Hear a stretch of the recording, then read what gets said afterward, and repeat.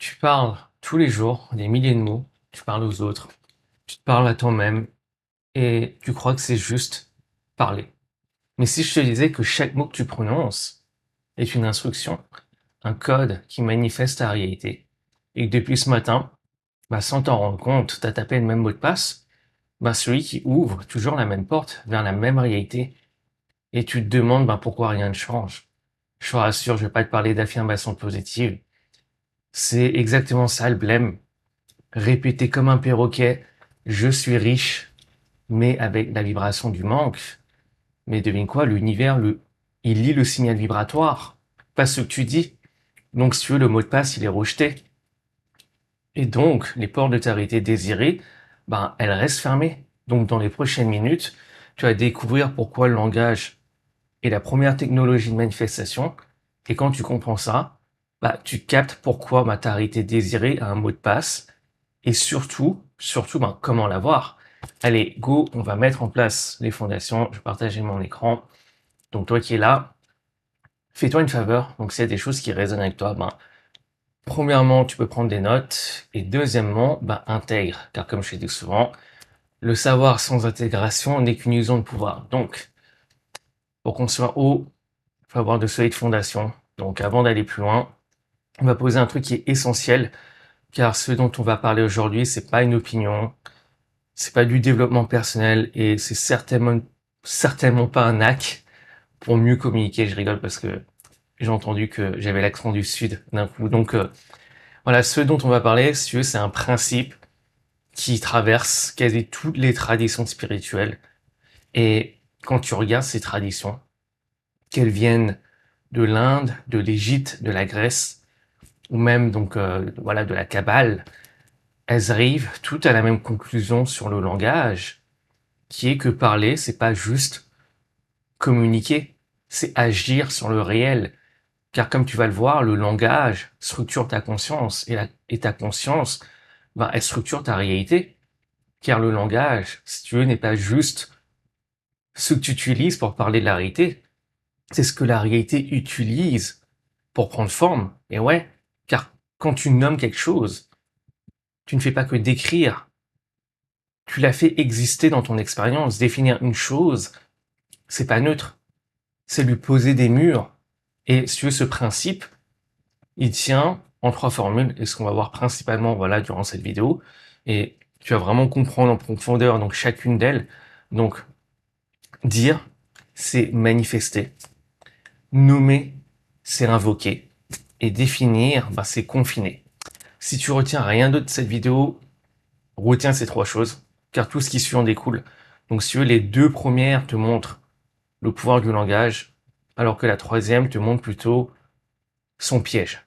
Voilà comment on pourrait dire les choses. Donc pour préciser, quand je dis dire est égal manifester, c'est dans le sens vibratoire. Car si les mots structurent ton état vibratoire, comme tu vas le voir dans un instant, et on va le détailler beaucoup plus. D'accord. Donc voilà, c'est pas juste manière très simple, genre voilà, je dis je manifeste. Non, non, non, comme tu vas le voir, c'est bien plus nuancé, d'accord, bien plus spectral. Donc avant, laisse-moi te montrer pourquoi le langage est si important. Donc si tu ouvres la Bible, tu verras au Jean 1:1, au commencement était la parole, et la parole était avec Dieu, et la parole était Dieu. D'accord? Classique. Donc c'est pas au commencement était la pensée, c'est pas au commencement était l'intention, ni même au commencement était l'émotion, c'était la parole. Et le mot parole ici, donc dans le texte original grec, le mot utilisé c'était logos. Et le logos, c'est pas la parole suivie au sens banal, c'est le principe organisateur de l'univers, l'intelligence qui transforme le chaos en ordre, le code, celui qui structure ta réalité. Et c'est par ce principe que tout a été manifesté. Donc, au commencement, il n'y avait pas de forme, il n'y a pas, enfin, il y avait une intelligence. Et cette intelligence, quand elle s'exprime, elle devient parole. Et quand elle devient parole, le monde apparaît. Au final, la parole, c'est quoi? C'est séparer. Et ouais, c'est séparer, c'est rendre visible. C'est un acte de limitation. Car si tu regardes la source, via le logos, ben, se limite volontairement pour avoir l'expérience d'elle-même. Et ouais, car sans limite, ben, il n'y a pas d'expérience. Donc la parole découpe ce qui est infini et invisible, ben, pour le rendre visible. Et ouais, donc la parole, si tu veux, c'est tracer des limitations. D'où pourquoi dans Genèse 1.3, Dieu dit que la lumière soit et la lumière fut. Il l'a dit et c'est devenu, c'est manifesté. D'ailleurs, c'est pas un hasard que c'est la lumière, car la lumière, si tu veux, c'est ce qui rend visible, ce qui révèle, ce qui permet la perception. Donc, si tu veux, la manifestation passe d'abord par la parole, pas par l'action physique. Le divin ne construit pas, il dit. Et c'est fait, car dire, c'est un acte vibratoire. Ce qui explique pourquoi la vibration précède la forme. Avant qu'une chose existe physiquement, elle doit d'abord exister vibratoirement. Et voilà d'où pourquoi ça concerne directement. Donc toi, tu es une source. Enfin, t'es une source. Enfin, t'es une fractale de la source. Ouf, là j'ai fait le boucher. Donc si tu veux, ton langage est une fractale de cette parole divine. Donc la source, si tu veux, elle manifeste par le logos. Toi, tu manifestes par tes mots. Si tu veux, c'est le même principe, mais échelle différente. D'ailleurs, si le sujet de la fractale t'intéresse, n'hésite pas à voir la vidéo sur, voilà, où tu vois, c'est, il y a marqué, je crois, en gros, le code. Donc, maintenant, si on va en Égypte ancienne, on a Ptah. Donc Ptah, c'est le dieu créateur de Memphis. Donc Ptah crée sur le monde par la parole et il pense avec son cœur. Donc si il manifeste par sa langue. Donc le cœur conçoit et la langue exécute. Donc sans la langue, la vibration, elle reste invisible. Et d'ailleurs, voilà, on retient bien ce principe du cœur et de la langue, car on va y revenir plus en détail après, car c'est un truc qui est important. Et aussi d'ailleurs, donc en Égypte ancienne, on a un concept qui est encore plus profond, qui est celui de Eka. Donc Eka, c'est sur le voilà pouvoir magique du mot prononcé. Non, Eka, si tu veux, c'est pas la magie au sens voilà d'Hollywood, hein, c'est la science du mot qui agit. Donc la force créatrice contenue dans le son articulé, car si tu veux, pour les Égyptiens, chaque mot prononcé avec conscience et intention est un acte de manifestation. Et ouais. Donc maintenant, d'ailleurs, si on va dans les traditions maintenant hindoues, on a le Om, tu vois, la vibration primordiale. Om. Voilà, je pense que ça te parle, tu vois, le son qui était là avant la matière, avant l'espace, avant le temps. Le son qui a donné naissance à tout. Et donc dans les Védas, la parole sacrée, donc Vach, considérée comme voilà une déesse, la déesse de la parole, car si tu veux, la parole, c'est pas un outil humain, c'est une force cosmique. Maintenant, on regarde, tu vois, le pattern, la Bible, la Grèce, l'Égypte, l'Inde. Donc, on a des civilisations séparées par des millénaires et des milliers de kilomètres, et elles disent toute la même chose, que le langage précède la réalité que tu peux percevoir. Donc, sur le mot, le langage n'est pas juste un outil de communication, c'est une technologie de manifestation, la première interface entre la conscience et la réalité. Car voilà le truc, le langage, n'est pas juste perceptif, il est opératif. Il est là pour agir sur la réalité. Et si tu réfléchis, ben, la parole, ouf, j'ai fait le boucher. La parole est le premier acte de séparation. Si tu veux, voilà, avant le mot, tout est dans l'unité, tout est un. Rien n'est distinct. Mais dès que tu nommes, si tu veux, tu fais trois choses. Donc, la première chose, ben, tu découpes, t'extrais une partie du réel. Deuxièmement, ben, tu définis, donc tu confines. Et trois, ben, tu sépares. Tu fais exister une chose en tant que chose, tu la distingues du reste, par exemple, toi, moi, les autres. Tu vois, cette pomme, ce téléphone, tu sépares. Donc, si tu veux, le langage est l'acte qui transforme l'unité en multiplicité. Et ouais, et nommer, si tu veux, c'est ses premiers actes de manifestation. C'est faire passer quelque chose de l'unité à l'existence distincte. Du potentiel au manifesté, chaque mot que tu prononces sépare, distingue, fait exister. Donc chaque mot est un acte de manifestation. Et c'est pour ça que les différentes traditions, elles n'utilisaient pas les mots à la légère. Voilà, donc voilà, même dans la Kabbale. Et quand je dis Kabbale, hein, Je tiens à préciser, je parle de la tradition mystique et ésotérique du judaïsme, donc pas la Kabbale, tu vois, au sens complot, hein. D'ailleurs, la Kabbale, dans le sens, voilà, dans la tradition mystique et ésotérique, c'est l'un des systèmes les plus anciens qui existent pour comprendre la structure de la création. Ça précède même les religions, d'accord? Et voilà, même les religions, la plupart des religions sont basées sur la Kabbale. Donc, dans cette tradition, le nom divin, qui est, voilà, on ne prononce pas, voilà, le tétragramme, qui est connu via, tu vois, le euh, écrit YHWH, c'était pas juste un mot, c'était une force tellement puissante que sa prononciation était interdite. Seuls les grands prêtres du temple de Jérusalem avaient le droit de le prononcer, et d'ailleurs, ils le prononçaient qu'une seule fois par an, donc à Yom Kippour, donc dans vraiment le Saint des Saints, le lieu sacré. Et quand le temple a été détruit, sur la prononciation, elle s'est perdue. Et donc, ce qu'on appelle maintenant, ou ce qu'on dit maintenant Yahweh, tu vois, voilà, ce que tu peux connaître quand tu vois ce tétragramme, c'est une reconstruction, c'est une estimation, parce que je pense que, voilà, apparemment, personne ne sait vraiment comment, c'est quoi le son, d'accord? Il y a peut-être certains, d'accord, mais bon, il semblerait que, voilà, on ne sait plus c'est quoi la vraie prononciation. Donc, si tu veux, quand tu penses à ça, en fait, tu te rends compte que, voilà, si un mot était si puissant que seuls certains pouvaient le prononcer, et que eux-mêmes, si eux prononçaient qu'une seule fois par an, car le prononcer, voilà, c'était entre guillemets, voilà, l'activer, c'est un acte sacré. Donc, un mot de cette puissance demande donc un niveau de conscience sacré. Et voilà pourquoi je te parle de ça.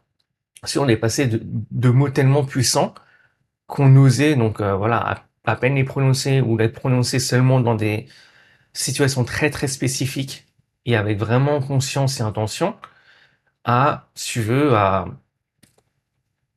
des mots qu'on balance comme ça, des mots qu'on balance comme ça, tu vois. Donc, si tu veux, les anciens, ils savaient. Donc, le langage n'est pas neutre. Le langage est un outil de manifestation, c'est une clé, c'est un code.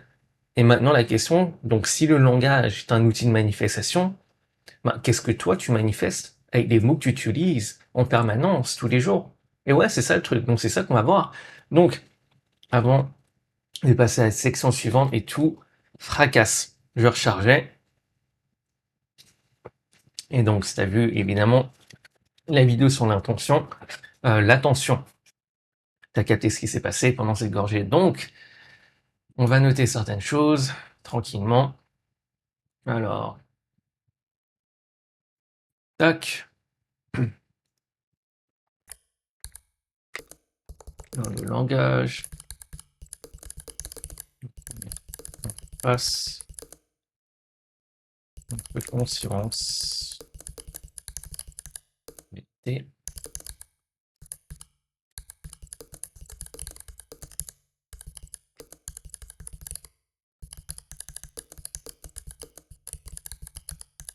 Donc, comme tu peux le voir, et en prenant des fautes de frappe, hein.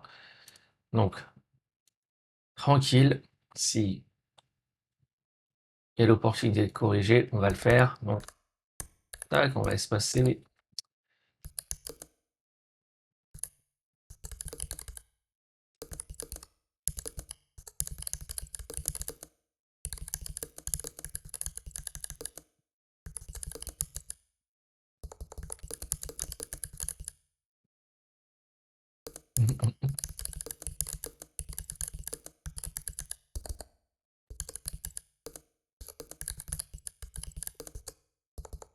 C'est quoi, je mets comme ça. D'ailleurs, on va le beaucoup plus développer.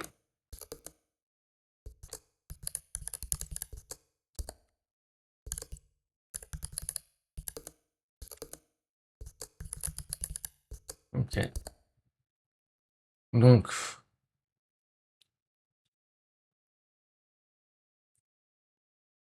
je pense qu'on est good. Hop, section 2.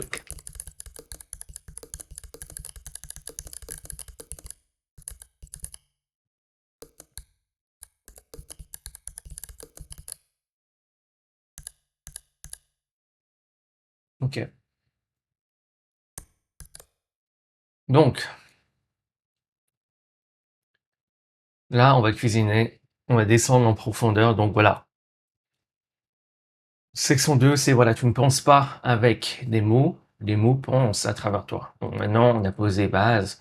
Maintenant, il faut capter un truc qui est clé, qui est que voilà, tu crois que tu utilises le langage, que tu choisis tes mots, que quand tu parles, que c'est toi qui décides. Mais voilà le truc, c'est l'inverse. Et ouais, donc tu ne penses pas, si tu veux, avec des mots, les mots pensent à travers toi. Et ouais, c'est ça le truc. Donc laisse-moi t'expliquer avant que tu te dises, ouf, c'est quoi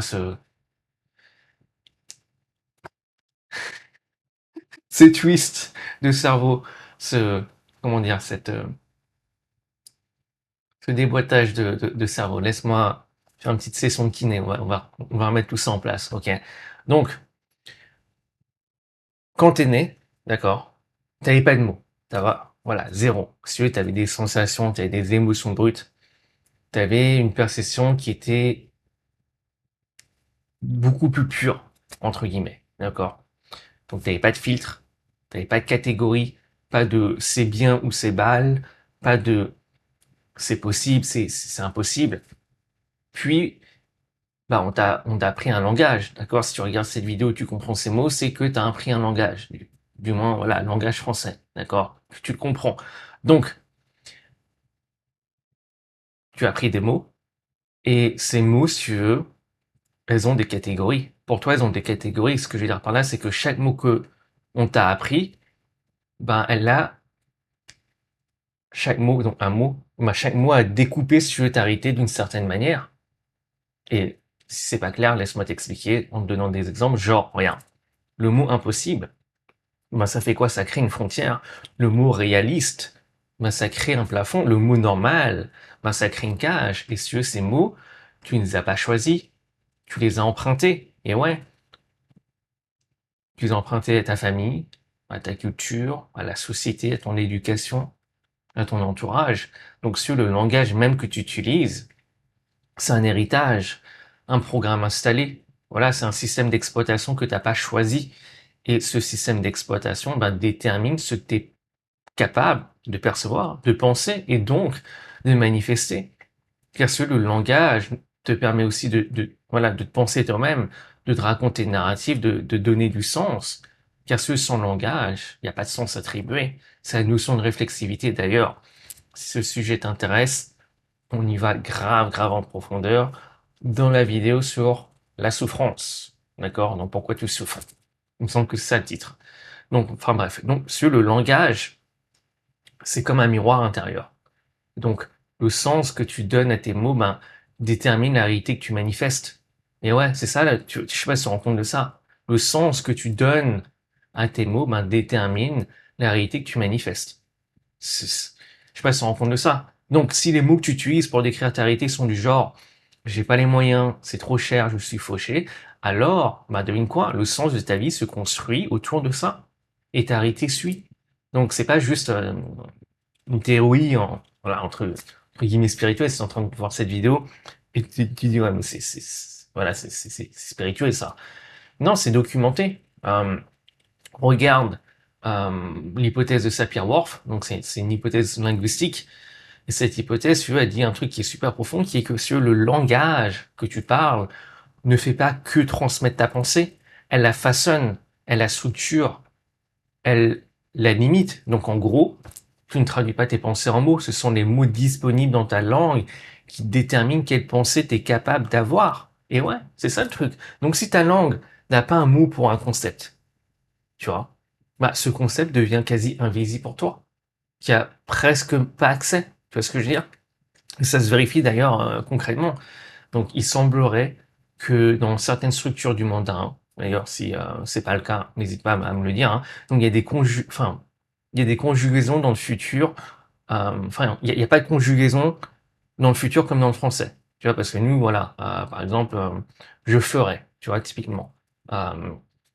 je penserais, tu vois, c'est conjugaison voilà, du futur en français.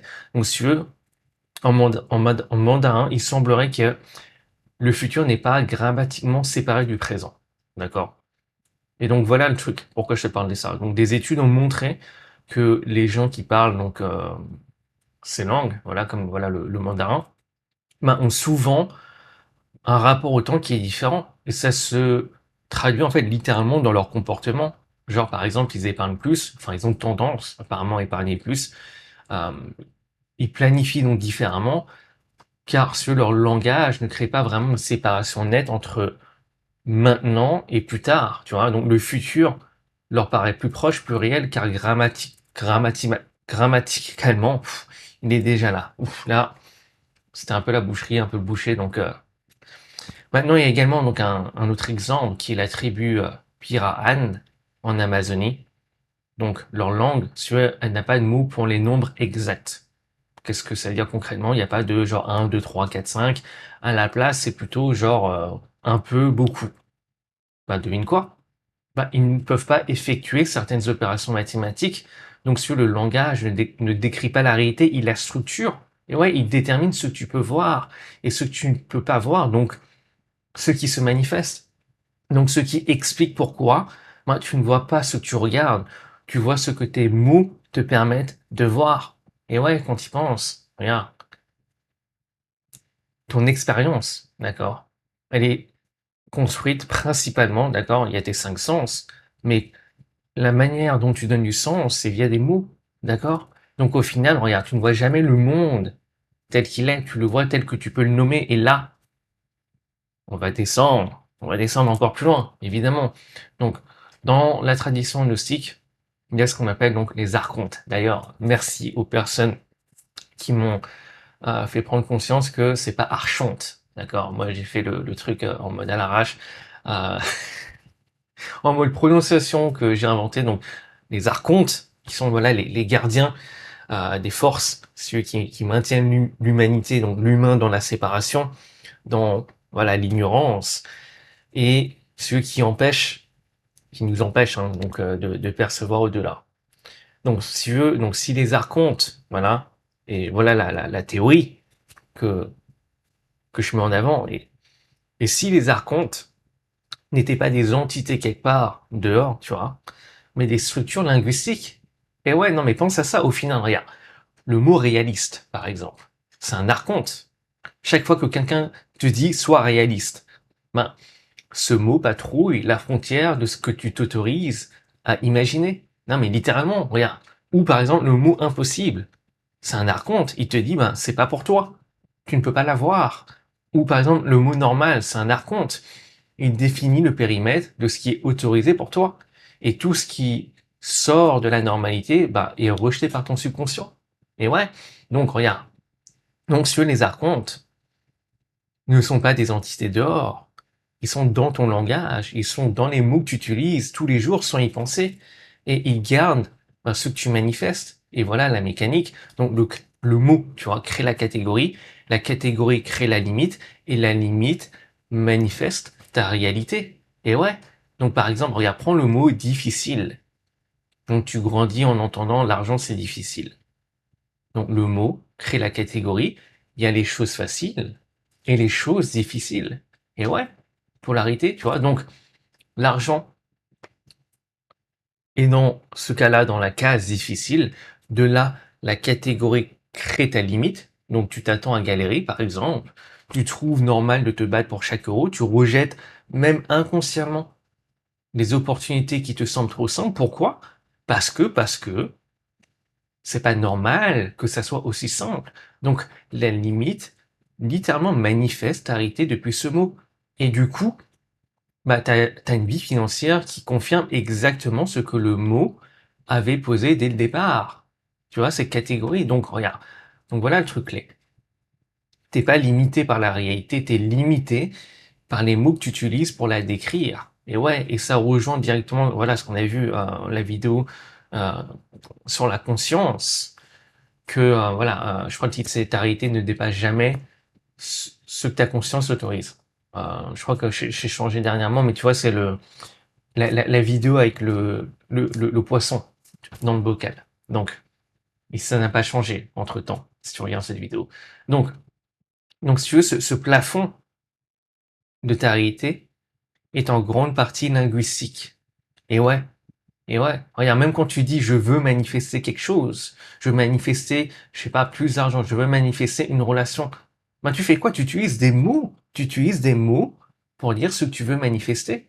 Et ouais, tu vois le truc? Tu vois le truc? Là, vraiment, là, on descend. Là, on descend. On ouvre les portes du royaume d'Atlantis, là, carrément. Donc, au final, regarde, tu ne peux pas manifester ce que ton langage ne te permet pas de concevoir. Et ouais. Donc, regarde, si ton vocabulaire intérieur est structuré autour du manque, de la survie, de la dépendance, bah, devine quoi? Alors, ta perception filtre tout à travers ces catégories. Et ta réalité, elle fait quoi? Bah, elle reflète comme bon miroir. Donc, ce n'est pas que l'univers ne veut pas te donner ce que tu veux. C'est que ton langage ne te permet même pas de le percevoir comme possible. Et ouais, c'est ça le truc. Et quand c'est le cas, bah, la porte de ta réalité désirée, bah, elle reste fermée. Car tu ne tapes pas le bon mot de passe. D'accord? Et voilà le pire, c'est même pas que tu as tapé les mauvais caractères. C'est genre ton clavier même, d'accord? Il manque, tu vois, enfin, il manque des touches sur ton clavier, tu vois? D'où pourquoi, voilà, tes mots ne sont pas le reflet de ta réalité, mais ta réalité est le reflet de tes mots. Et ouais, tu vois le twist? Là, on a fait kiné, clac, clac, tu vois? Donc, on va noter certaines choses avant de passer à la section suivante. Et la section suivante, ouf, là, on va cuisiner, on va descendre encore. Là, donc, on va mettre en gras.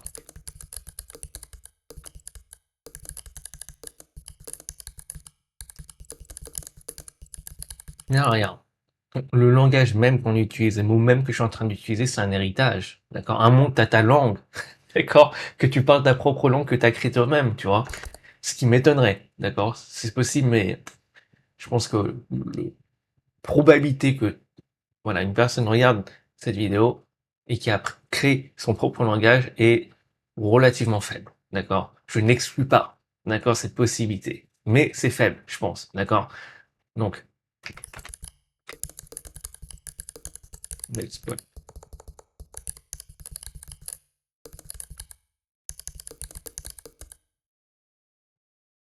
Ouais. L'éducation.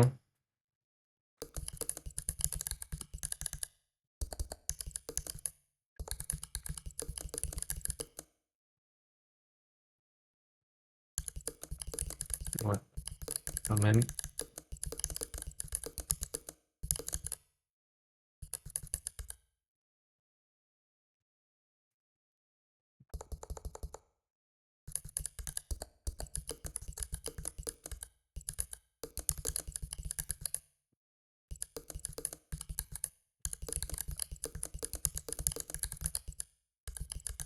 Donc, ouais, l'hypothèse de Sapir-Whorf. Donc, ça t'intéresse, hein, comme ça, tu peux regarder. Tac, si on corrige. Bon, il ne le propose pas, on va le laisser comme ça. Donc, ah, cool. Là, on l'a, tu vois. Je l'ai manifesté, hein, tu vois. Instantané, ok. La langue, ouais.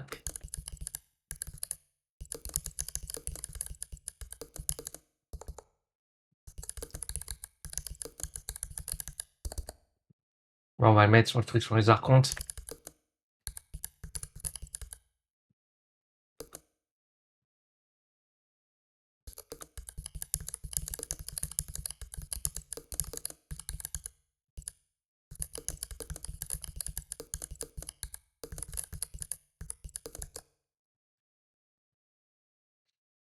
Donc, je pense qu'on est good. Donc, langue, est-ce qu'il le corrige? Non, ligue, ok.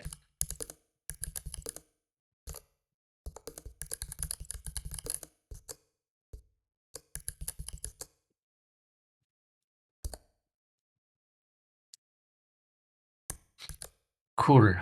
Donc là, on descend encore, hein. On descend. Donc, avant, je recharge. Parce que là, là, ça va cuisiner. On va cuisiner, mais sévèrement. Donc, langue morte est égale à manifestation morte. Qu'est-ce que je veux dire par là? Donc voilà.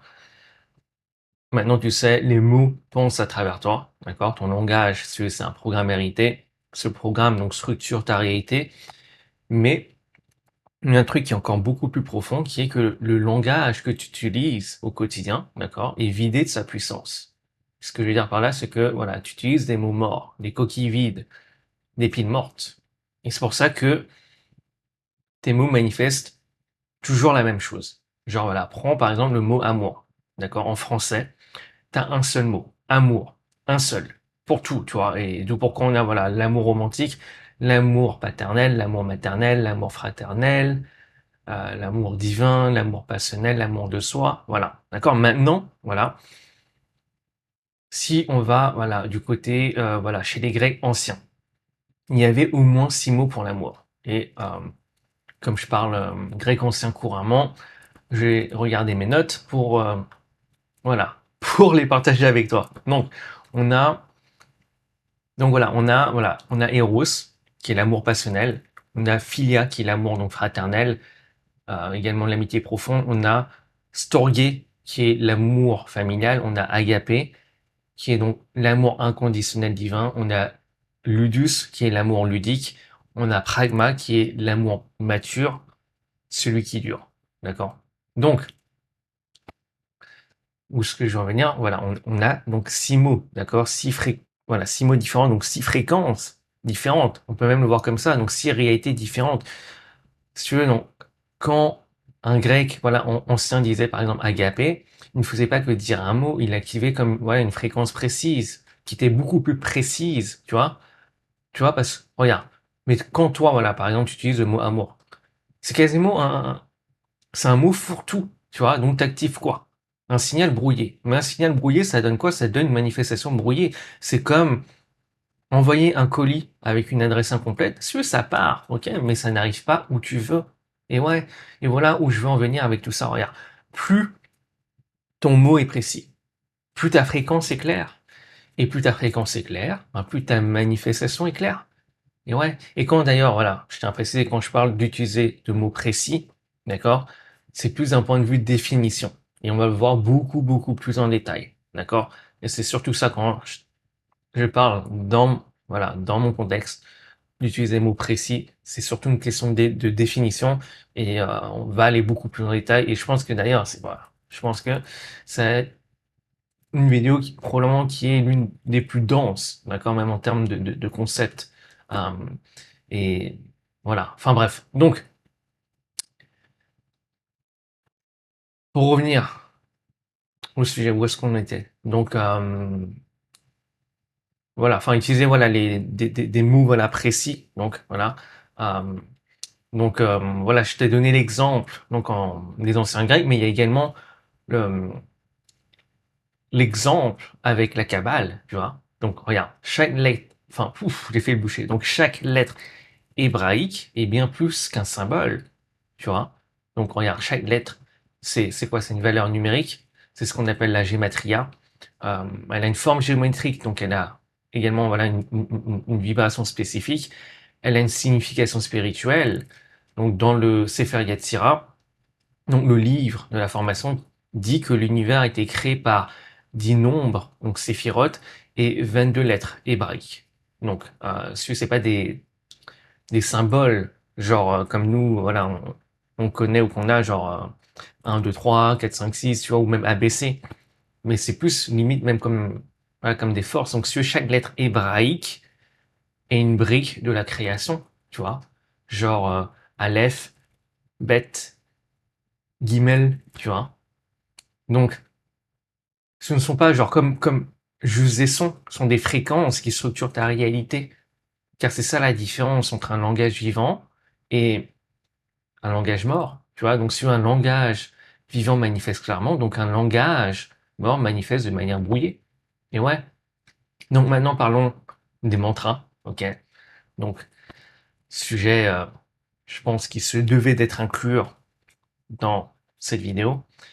Donc d'abord, c'est quoi? C'est quoi un mantra? Donc ça vient du sanskrit. Donc man qui veut dire esprit et tra qui veut dire donc voilà, véhicule, instrument. Donc si tu veux, un mantra littéralement c'est un instrument de l'esprit. Donc un outil qui est conçu pour agir sur la conscience. Donc d'ailleurs, voilà, tu dois sûrement connaître, hein, tu as dû l'entendre, un mantra comme Om Namaya Shivaya. Je pense, d'accord. Donc, ce qui signifie en gros, voilà, je m'incline devant la conscience pure. Et il y a un truc qui est vraiment, vraiment, vraiment clé avec les mantras, qu'il faut vraiment capter. Et moi, c'est vraiment ma vision des choses. Parce que je pense que beaucoup pensent que voilà, il suffit de répéter un mantra, genre en mode tu vois, ou de produire voilà un son avec la voix. Donc oui, le son, il a un impact. Ok, clairement, mais ça, c'est vraiment la surface. Car voilà, quand moi je vois les bails, d'accord, un mantra, il opère sur deux niveaux. Donc on a d'abord, on a le son, qui est le véhicule.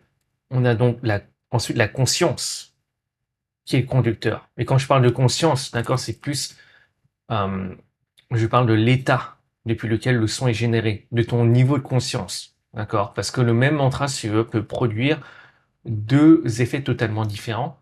Et ouais, donc répéter mécaniquement, genre en mode perroquet activé, tu vois, c'est du bruit.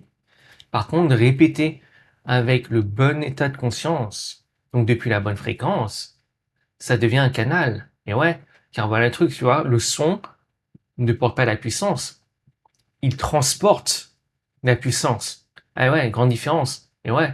Et cette puissance, elle vient d'où?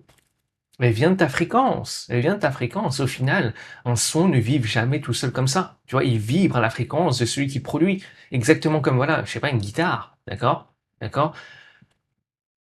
Le son qui va sortir dépend, entre guillemets, de la fréquence de la guitare. Comme un diapason. Le son qui sort de ce diapason dépend de la fréquence de ce diapason. Tu vois ce que je veux dire? Donc si ta fréquence est éclatée au sol, d'accord, bah devine quoi? Ton mantra, il porte cette fréquence-là. D'accord? Mais si ta fréquence est alignée avec ce que tu veux, d'accord? Je fais un peu boucher. Donc, si par contre ta fréquence est alignée avec ce que tu veux, le même mantra devient un amplificateur. Donc, ce n'est pas le mantra qui crée l'effet. D'accord? C'est l'état vibratoire depuis lequel tu prononces. Donc, le mantra n'est pas puissant en lui-même, il amplifie ce que tu es déjà. C'est ça la différence. Et d'ailleurs, voilà, il y a un parallèle avec le principe donc de Ptah qu'on a vu dans les fondations, si tu t'en rappelles. Hein. Euh, j'ai partagé que voilà, ce que un truc, voilà, ce que le corps conçoit, le langage le fait exister, tu vois, ou la langue le fait exister. Donc ici, le cœur, c'est ta fréquence, la langue, tu vois, c'est le mot, ce que tu dis. Donc quand le cœur et la langue sont alignés, le mot, entre guillemets, porte la même fréquence. Et donc tu es en cohérence vibratoire. Et donc l'univers répond à ce signal en te matchant à la réalité qui correspond avec. Et ouais, mais voilà le truc, quand le cœur et la langue sont désalignés, le mot dit une chose, mais le cœur, il vibre autre chose. Et ouais, c'est ça le truc, d'où pourquoi tu peux avoir une part de toi consciente qui dit vouloir une chose, je veux 1 million d'euros, je veux trouver l'amour de ma vie, mais une autre part de toi, souvent inconsciente, dit autre chose, on vibre autre chose. Et c'est exactement pour ça que les affirmations positives ne marchent pas pour la plupart des gens. Et ouais, d'accord? Donc t'as beau dire, voilà, je suis abondant, mais si ton cœur vibre la peur du manque, devine quoi, l'univers reçoit le signal du manque et il matérialise le signal dominant, qui est toujours celui du cœur. Car voilà le truc, le cœur, c'est l'émetteur le plus puissant en toi. C'est 5000 fois plus puissant que ton cerveau. D'ailleurs, pour moi, rien. Moi, comment je vois les choses, ton cerveau, c'est comme un récepteur. Plus précisément, la glande pinéale. D'accord? Dans le cerveau, c'est comme un récepteur. D'ailleurs, genre, tous les gens, voilà, qui ont des, entre guillemets, qu'on appelle des downloads, des téléchargements, entre guillemets, qui viennent du champ akashique, tu sais, genre, bam, ils reçoivent des informations d'un coup. Bon, moi, comment je vois les choses, c'est parce que, voilà, euh, leur cerveau, tu vois, entre guillemets, la glande pinéale est un récepteur. Elle est, entre guillemets, sur la fréquence qui permet de recevoir le download. Tu vois, ça, c'est ma théorie, hein, ok? Mais par contre, l'émetteur, celui que t'envoies, tu vois, le signal que tu veux que l'univers, entre guillemets, matérialise, d'accord? Ben, c'est ton cœur. Et ouais, c'est ton cœur qui projette ta fréquence. Et ouais. Et donc, pour revenir donc voilà, au mantra, là on ferme cette parenthèse, ce qui explique pourquoi répéter un mantra ou une affirmation comme un perroquet ben, ne fait rien. D'accord? Ça fait quasiment rien sur voilà, ok, le véhicule il est là, ok, mais le conducteur il pionce, il dort frère. Et maintenant, regarde, dernier truc. Donc dans l'Égypte ancienne, un truc qui est euh, voilà, clé, voilà également dans ce sujet-là. Donc dans l'Égypte ancienne, connaître le vrai nom d'une chose, ben, c'était avoir le pouvoir sur elle. Et ouais. Et d'ailleurs, il y a un mythe fondamental que tu connais peut-être, celui qui est d'Isis. Donc, Isis voulait avoir, voilà, le pouvoir suprême, et pour ça, ben, elle avait besoin du secret, enfin, du nom secret de Ra. Souvent aussi comme Ré, d'accord? Ra, Ré. Donc, le dieu soleil. Car celui qui connaît voilà, qui connaît le vrai nom, ben, contrôle ce qui est nommé. Et donc voilà l'histoire rapidos. Isis, elle crée donc un serpent à partir de la salive, le sang, non, la salive et de la terre. Donc la salive de Ré ou Ra, d'accord, et de la terre. Et donc le serpent mord Ré. Et évidemment, Ré, il est en PLS, d'accord, et personne ne peut le guérir, d'accord. Donc Isis propose de le guérir en échange, qui révèle son vrai nom. Donc après, voilà, certains moments, il finit par céder, d'accord? Donc Isis finit par obtenir le nom, le vrai nom, tu vois, secret. Et avec ce nom, ben c'est là qu'elle a obtenu le pouvoir, parce que dans cette tradition, le nom n'est pas juste une étiquette collée comme ça, tu vois? Le nom est la chose, d'accord? Le nom contient l'essence de pourquoi nommer est égal invoquer. D'ailleurs, il y a plein de traditions, tu vois, même dans, voilà, c'est assez répandu. Tu nommes quelque chose, je sais plus, il y avait même, je n'ai jamais vu le film, mais j'ai entendu parler d'un film où genre, ouais, si tu nommes, voilà, tu invoques, tu dis le nom de telle, je sais plus quoi, telle entité devant un miroir, tu le dis genre 5 fois, et le truc il se manifeste. Je sais même pas c'est quel film, hein, tu vois, mais genre, de manière, je regarde pas genre des films, tu vois, en mode qui, qui font flipper. Et il y a plein de raisons pour ça. De manière subconsciente, d'ailleurs. Subconsciente ne fait pas la différence, d'accord? Donc ça te fucked up pas mal. Mais également, euh, donc voilà, je connais pas les détails du film. Mais tu vois, même, voilà, c'est connu dans, voilà, dans, voilà, les grimoires ou les trucs comme ça, la magie, euh, tout ce qui, voilà, magie, entre guillemets, opérationnelle ou voilà, magie noire, etc. Souvent, voilà, tu nommes, tu vois, et t'invoques le truc. Donc, pourquoi je te parle de ça? Parce que si tu veux, voilà, nommer, voilà, c'est invoquer. Et toi, regarde ce que tu fais. Ben, t'invoques des choses tous les jours. T'invoques des choses tous les jours. Et ouais, parce que tu nommes. Genre quand tu dis, voilà, la vie est dure, la vie est injuste. Je suis fauché, je suis pas confiant. Ça ne marchera pas. Je ne le mérite pas. Ben, devine quoi, c'est littéralement ce que t'invoques. En mode, t'invoques, tu vois. Donc, chaque fois que tu nommes, bah, t'invoques, t'appelles cette réalité à toi, tu vois. Sauf que tu utilises des mots morts, entre guillemets, tu vois, des mots en mode automatique. On va aller beaucoup plus en profondeur dans un instant sur ça. Et donc, utiliser des mots morts, c'est utiliser des fréquences morts qui n'ont pas la bonne fréquence, qui n'ont pas la fréquence qui match celle de ce que tu dis vouloir consciemment.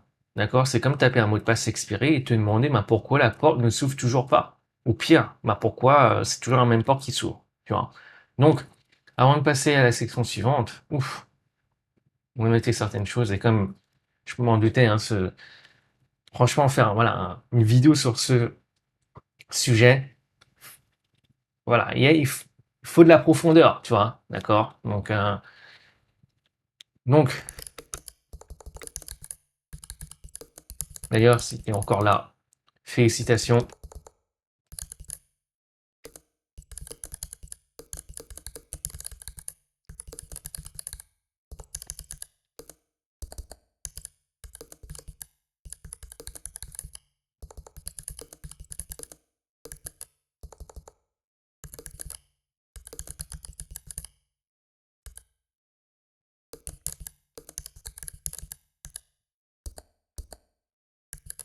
Donc, mot, on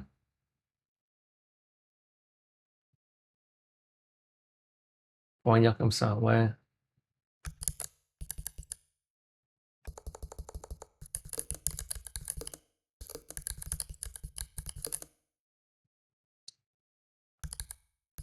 Bon, c'est peut-être pas la meilleure manière, voilà.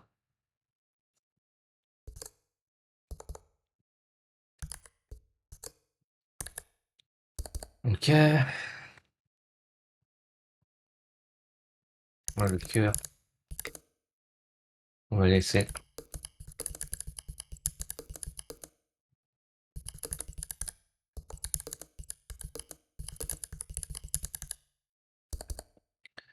Donc, ouf, je suis partagé parce que là, regarde, on va avoir une nouvelle page. J'allais juste mettre le truc sur, voilà, t'invoques des choses tous les jours en nommant. Bon, tu le sais.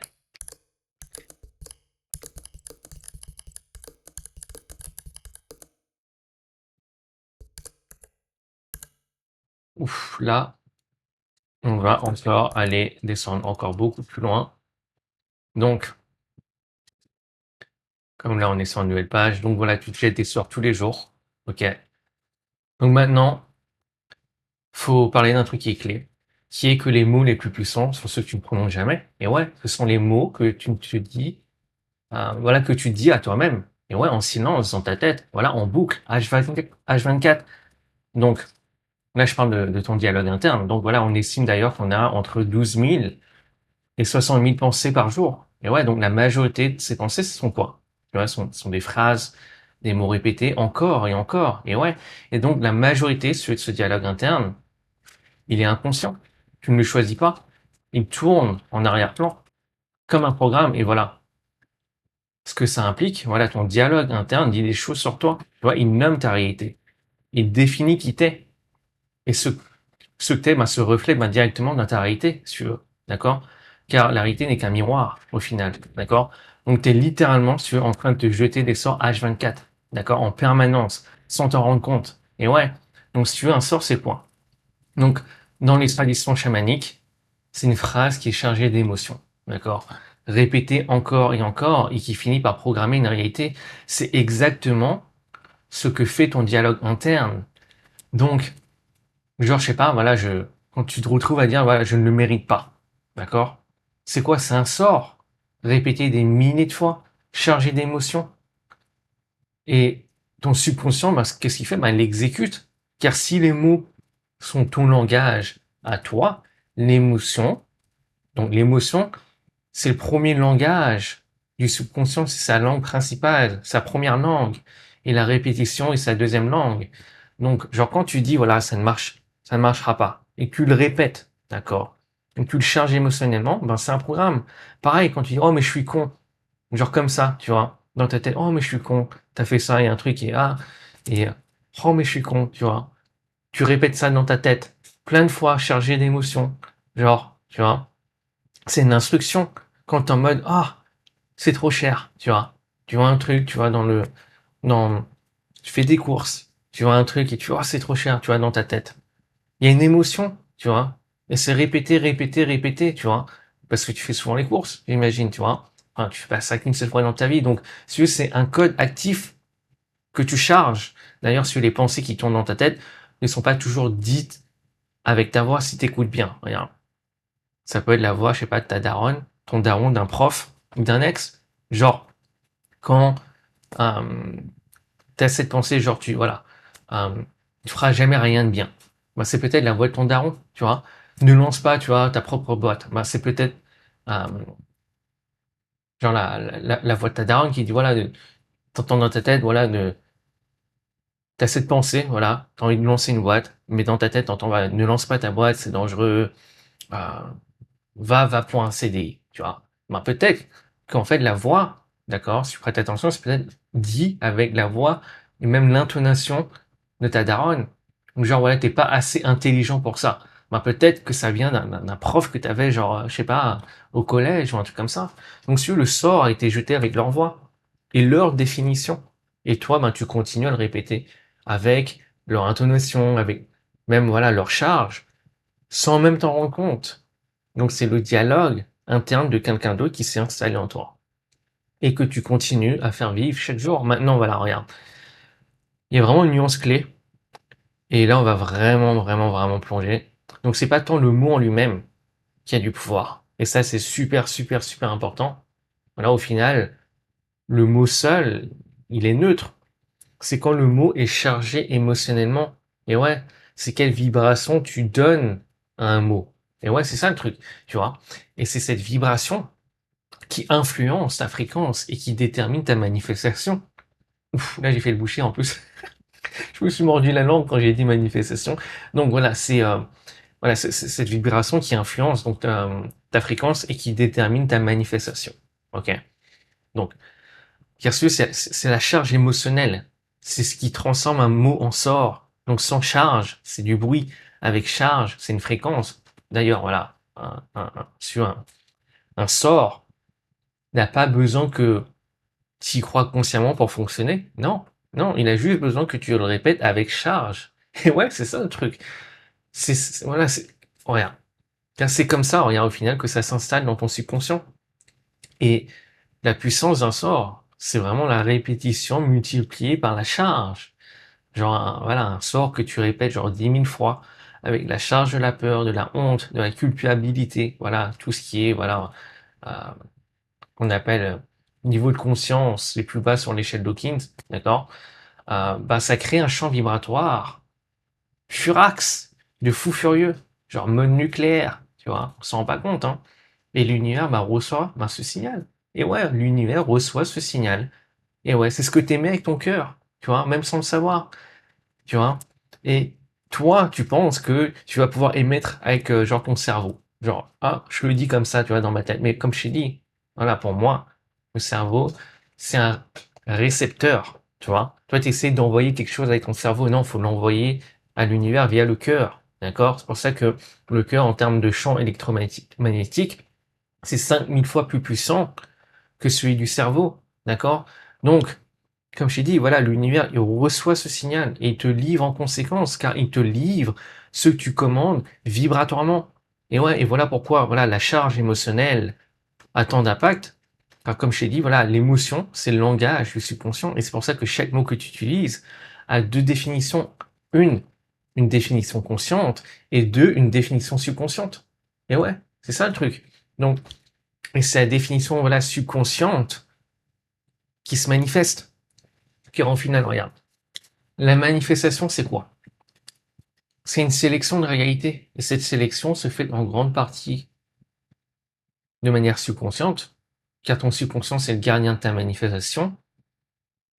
Il garde la cohérence entre qui t'es et ceux qui se manifestent, d'accord? Genre, voilà, prends par exemple voilà, le mot argent. Consciemment, d'accord? Tu peux dire, ok, argent est égal liberté. Ok, ok. C'est ce que tu veux croire, d'accord? Mentalement, consciemment. Mais si ton subconscient, d'accord, à travers tes expériences, ton éducation, ce que tu as vu chez tes darons, a encodé un truc argent est égal problème, argent est égal conflit, argent est égal même égoïsme, alors, c'est la définition subconsciente qui s'active. Et c'est cette fréquence-là qui domine. Mais devine quoi, c'est cette fréquence-là qui finit par se matérialiser dans ta réalité 3D. Et ouais, donc, t'as beau dire, je veux l'abondance, mais, si ton subconscient, d'accord, définit l'argent comme un problème, ton mot de passe porte la fréquence du problème. Ton mot de passe porte la fréquence du problème. Et ouais. Donc, tu vois. Et je peux te dire, je peux te garantir qu'il y a une porte de toi qui va résister dans ce cas-là à recevoir plus. Et ouais. Car, voilà, c'est pas du sabotage, hein, tu vois, méchant. Non, c'est une protection, c'est une stratégie de protection, tu vois. Donc, il y a une part de toi qui cherche à te protéger. Maintenant, prends le mot amour, voilà, c'est la même chose. Si ton subconscient associe ce mot à souffrir, bah, t'invoques quoi? T'invoques quoi? T'invoques la souffrance. En mode, voilà, j'invoque la souffrance. Le mot, tu vois, entre guillemets, voilà, c'est le même. Tu vois, c'est le même. Mais, la définition subconsciente change tout. Et ouais, pour ça qu'un mot, selon sa définition subconsciente, c'est absolument pas pareil, tu vois. Donc, voilà comment tu peux voir les bails. Un mot, c'est comme euh, un conteneur, voilà. Mais le subconscient, c'est le contenu, tu vois. Et c'est le contenu qui vibre. C'est pour ça que un même mot ne vibre jamais pareil d'une personne à une autre. Et ouais, un même mot ne vibre jamais de la même manière d'une personne à une autre. Et ouais. Donc, le vrai sort, c'est pas le mot en lui-même, c'est la définition subconsciente. Et tu te jettes, voilà, des sorts tous les jours. Donc, ta définition subconsciente de tes mots soit te libère ou t'enferme. Et la seule différence, pour moi, c'est vraiment ton niveau de conscience. C'est ton niveau de conscience. Et donc, voilà, si on revient, voilà, aux archontes, donc les gardiens de ta conscience, t'as même pas besoin de chercher une entité extérieure. Le gardien est intérieur. Et ouais, c'est ton propre dialogue interne. C'est le programme qui tourne en boucle dans ta tête avec ses définitions subconscientes et qui te maintient dans la même fréquence, jour après jour. Et ouais. Donc, si tu veux, voilà, le mot de passe de ta réalité, c'est parce que tu dis vouloir. C'est ce que tu répètes vibratoirement en silence. C'est la fréquence que tes mots émettent. Et ouais, c'est ça le truc. Donc, on va noter certaines choses avant de passer à la section suivante. Et la section suivante, ouf, là, on descend encore. On descend encore. Ah ouais, là, si, là, si tu penses qu'on est déjà descendu, là, ouf, là, on descend encore plus. Donc, pas besoin de le mettre en drap, ton dialogue.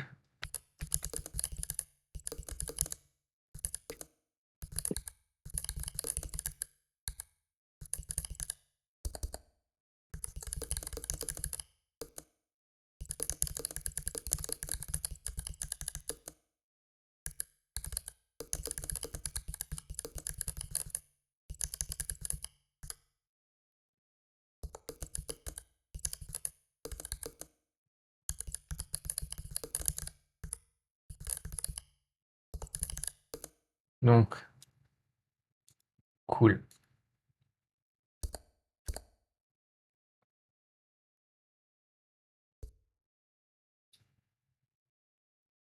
Ok, je pense qu'on est good.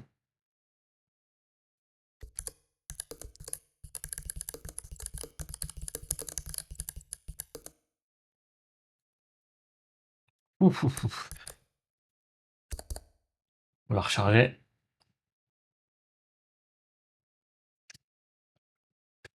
Derrière, je sais pas si t'as entendu tout à l'heure, si t'as entendu du bruit. Donc, si c'est le cas, n'hésite pas à me le faire savoir, parce que je pense que j'ai oublié de checker après. Donc, faire ça comme ça, ok. Maintenant, faut capter un truc clé, qui est que nommer c'est figer ou libérer.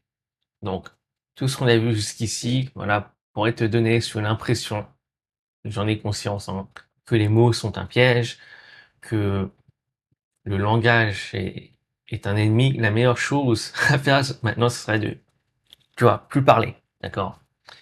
D'ailleurs, il y a des gens dans certains cercles spirituels qui pensent que le langage en soi est maléfique, que c'est un outil de contrôle pour te maintenir dans la matrice, que les mots te limitent par nature, c'est l'intention même, d'accord? Les gens qui ont mis en place le langage pour te maintenir dans la limitation, d'accord? Moi, je vois les choses de manière plus nuancée, plus spectrale, ok?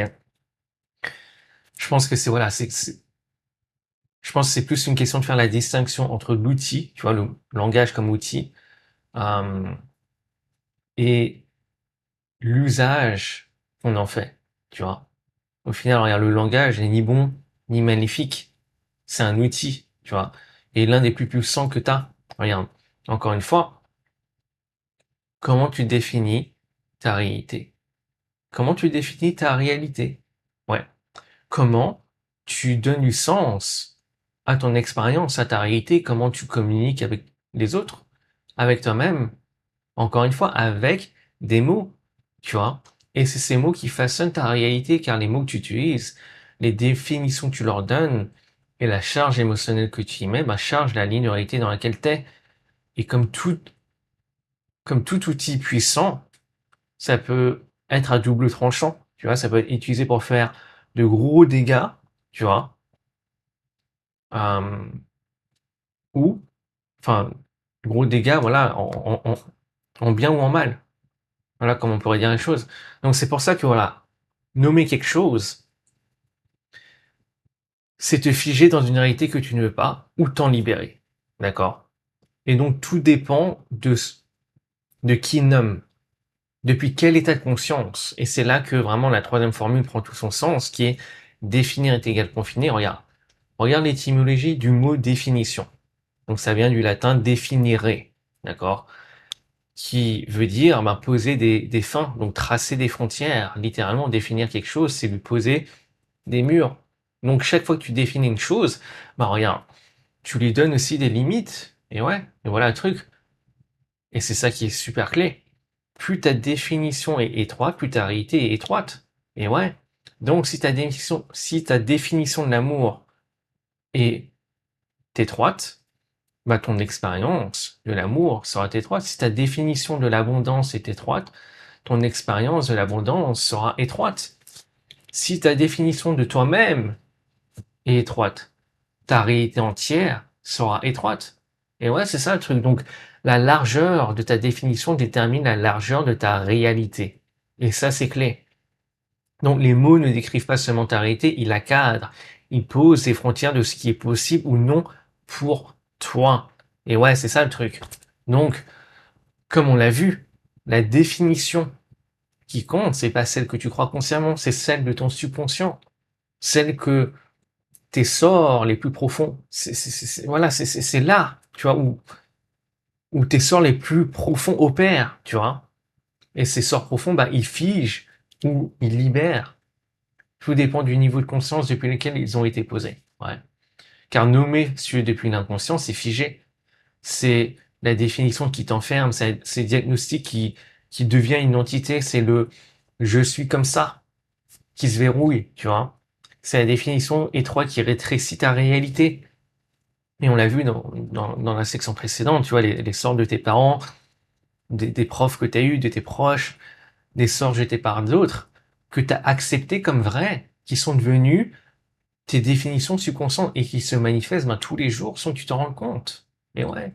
Parce que d'ailleurs, le subconscient, voilà, il transcende le temps linéaire. Donc toi, tu penses que peut-être qu'un truc s'est passé il y a quoi, 10 ans, 20 ans, parce que peut-être un prof l'a dit, ah mais c'est parce qu'un prof il me l'a dit il y a 10, 20 ans, c'est passé. Non, non, non, non. Ton subconscient, ça marche pas comme ça, frère. Non. Ou sœur, d'accord. Ça marche pas comme ça. Le subconscient, il transcende le temps linéaire. Et ouais. Et d'ailleurs, si c'est le cas, c'est parce que le subconscient, c'est le pont avec le divin. Et ouais. Donc voilà, on va pas faire de parenthèse parce que cette vidéo, elle est déjà dense. Donc, voilà le truc. Et ça, c'est vraiment clé. Un sort ne survit pas par la force de celui qui l'a jeté. Non. Il survit par le consentement de celui qui le porte. Donc, ce qui veut dire que si tu le portes encore, c'est que tu l'as accepté d'une certaine manière, souvent inconsciemment. Mais ouais. Donc, regarde, ce qui implique que donc nommer depuis la conscience, c'est libérer, c'est l'accès au pouvoir. Rappelle-toi, ré, tu vois. Et ouais. Donc, ce que tu nommes,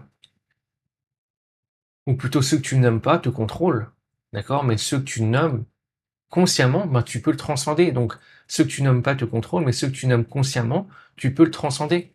Donc, nommer, C'est littéralement mettre de la lumière sur ce que tu ne voyais pas. Et ouais. Car un sort inconscient tire sa force de l'ombre. C'est ça. Tant qu'il est invisible, il te contrôle. Dès qu'il est nommé consciemment, il commence à perdre son pouvoir. D'ailleurs, on l'avait vu dans la vidéo sur la possession, mais voilà, le premier acte d'un exorcisme, c'est quoi? C'est de nommer ce qui te possède. Donc, nommer depuis la conscience, c'est voir le sort pour ce qu'il est, c'est retirer son pouvoir en le rendant visible, c'est élargir sa définition. Car voilà le truc, soit tu utilises le langage, soit le langage t'utilise. Et c'est là les gens dans les cercles spirituels qui se disent ah mais le langage est magnifique. C'est parce que le langage les utilise, du moins c'est leur perception. Et ouais, tout une question de perception. Donc le vrai mot de passe de ta réalité désirée, au final, c'est pas un mot magique, c'est pas une affirmation, c'est pas un mantra que tu répètes en mode perroquet, tu vois? Non. Et c'est pas, tu vois, et c'est pas, je dirais non plus, et ça c'est une nuance importante. Je répète parce que ma voix est derrière, et c'est pas non plus de faire les choses consciemment de manière H24, parce qu'au final, regarde, c'est pas comme ça que la réalité se manifeste. Et ouais, regarde, rappelle-toi, la réalité se manifeste en grande partie de manière subconsciente.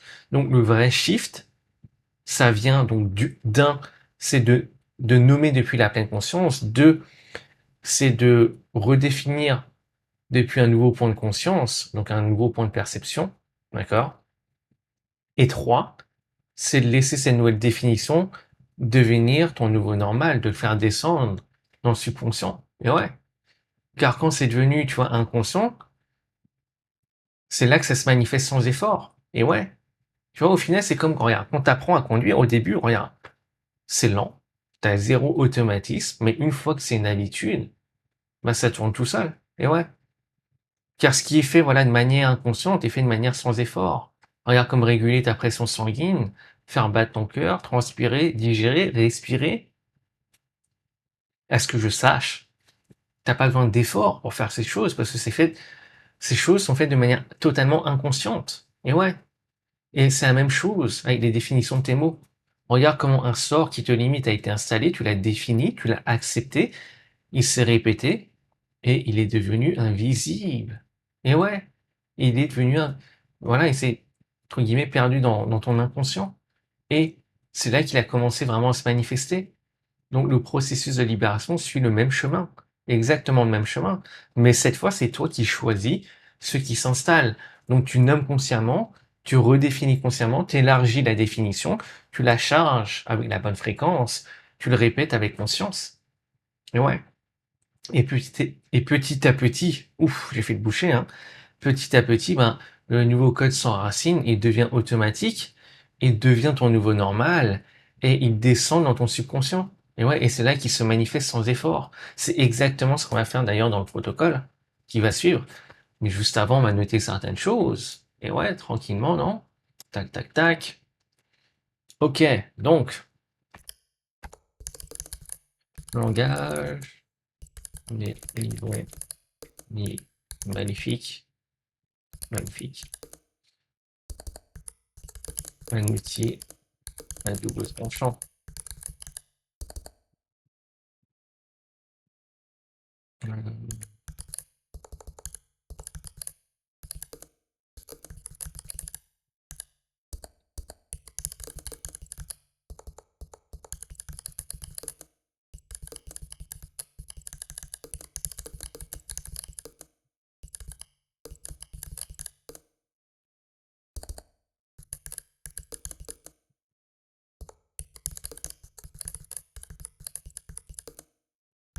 Donc nommé, pardon, dans le sens de voilà, définir un nommé depuis l'inconscience fige. Euh,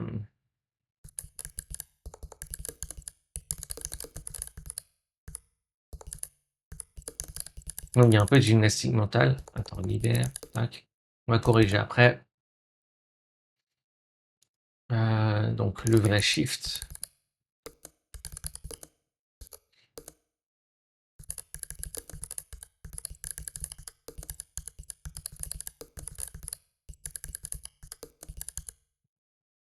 Euh,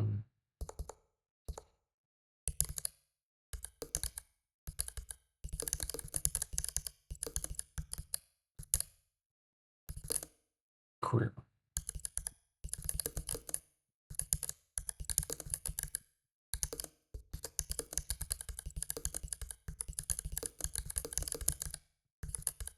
Et moi, c'est un truc que j'y repense de plus en plus. Au final, l'un des buts, c'est, regarde, mettre la lumière sur les choses, donc faire les choses, voilà, consciemment au départ, pour ensuite les faire descendre dans le subconscient, en termes de manifestation. Et ouais, c'est un truc de fou, parce qu'au final, il y a plein des choses...